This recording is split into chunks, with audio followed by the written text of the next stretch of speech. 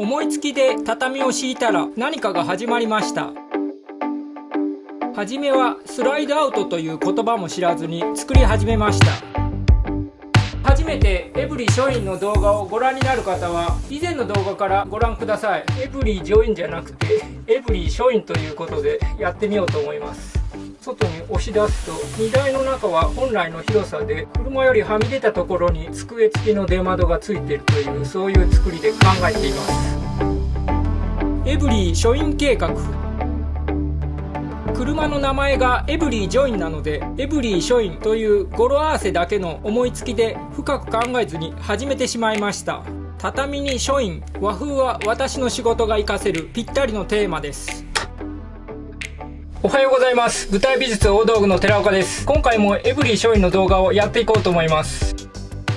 はじめはスライドアウトする箱、この付け書院を作るのはいつもの作業の延長上でミスもありましたが、特に問題もなく作っていました。パネルで本体を作り、中に机と押し入れ、畳も作り、襖や障子、いつも仕事で作るものばかりです。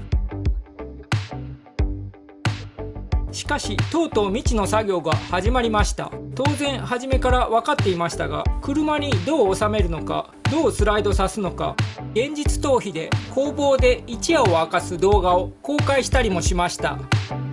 そしてなんとか車と付け書院の隙間が埋まりました。スライドアウトができました。ロックもできました。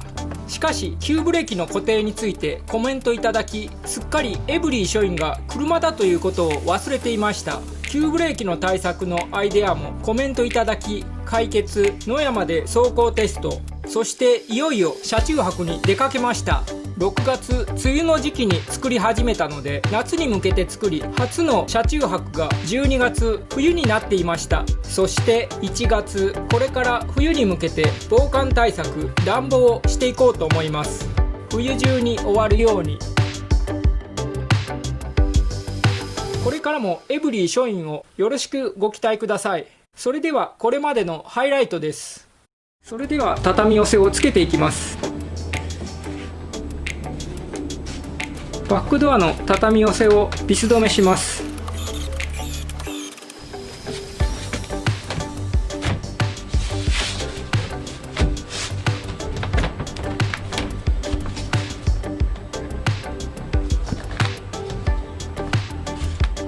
バックドアの畳寄せも外から見るとこのように仕上がりました。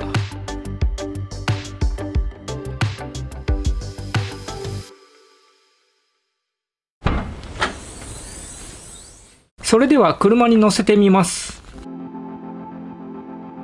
車と付け書院との間には隙間があります。ここは最後に何かで塞ぎます。どうするかは今後作りながら考えてみます。付け書院を出した状態にしてみます。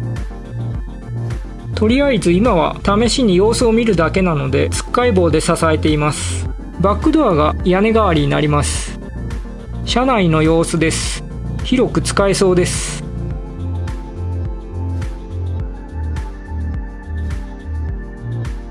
エブリィ書院という名にふさわしく、走る書斎という感じが出てきました。障子にしたので視界が塞がり、落ち着いてディスクワーク、ノマドワークができそうです。最後に付け書院を出す手順を見ながら終わりにします。外から引き出し、上の L 金具に当たり止まったら左右の印を確認します。良ければ中からロックをして固定ができました。ちなみに下に支えがない状態で体重をかけて押してみます。上の10ミリボルトに2本引っ掛けている形ですが大丈夫そうです。何度か出し入れしてみますが大丈夫です。スライドアウトの機構としては使えるようになりました。ひとまず付け書院が完成しました。前回エブリィ書院で車中泊をして1日目が終わりました。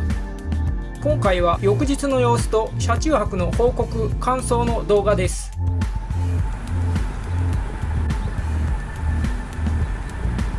まさに移動できる書斎という感じがします。